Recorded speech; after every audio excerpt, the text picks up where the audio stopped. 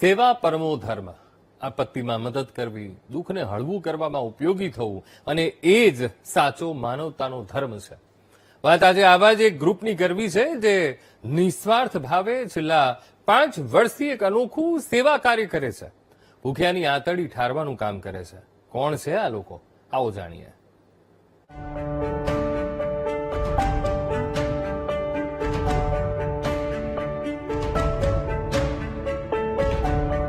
ભગવાનને શોધવા મંદિરે જવાની જરૂર નથી. બસ આપણી અંતર આત્માની અંદર ઝાંખીને જુઓ, આસપાસ જ ભગવાનના દર્શન થઈ જશે. આવું જ ભગીરથ કાર્ય મોરબીમાં સશક્ત મહિલાઓ અશક્ત લોકોની સેવા માટે કરી રહી છે. સશક્ત મહિલા ગ્રુપ છેલ્લા 5 વર્ષથી અનોખી અન્ન સેવા ચલાવી રહ્યું છે, જેમાં રોજ 100 થી 125 અશક્ત લોકોની આંતરડી ઠારવામાં આવે છે. અમારું આ સશક્ત મહિલા મંડળ ગ્રુપ છે. અમારી ગ્રુપમાં 100 થી 125 બહેનો છે. બધા કાયમી દાતા પણ છે. રસોડે આવે એ બહેનો પણ કાયમી દાતા છે. અને અમે રસોડે રોજ 15 થી 20 બહેનો તો હોય જ છે. અમે રોજ 100 થી 125 માણસોને રસોઈ બનાવીએ છીએ, જેને જરૂર છે એ લોકોને, કે કોઈ કમાવાવાળું નથી, ત્યાર પછી કોઈ કરવાવાળું નથી, એવા લોકોને અમે ઘરે ઘરે જઈને ટિફિન પહોંચાડીએ છીએ. કેટલા સમયથી આ ચાલે છે? અમારું રસોડું 5 વર્ષથી ચાલુ છે.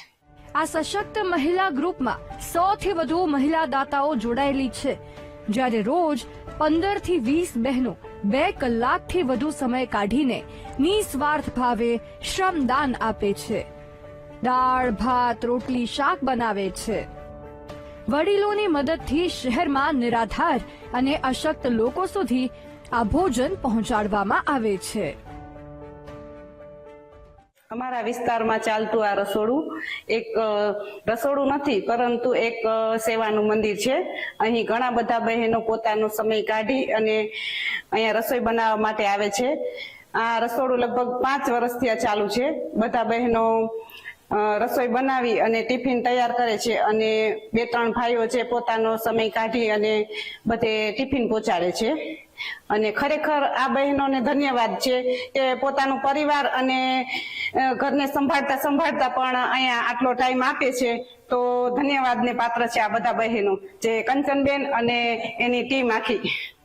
બસ આજ તો છે સાચી માનવતા, આજ છે સાચી પ્રભુ સેવા.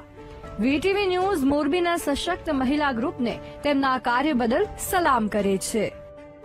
દેવ સનાળિયા, વીટીવી ન્યૂઝ, મોરબી.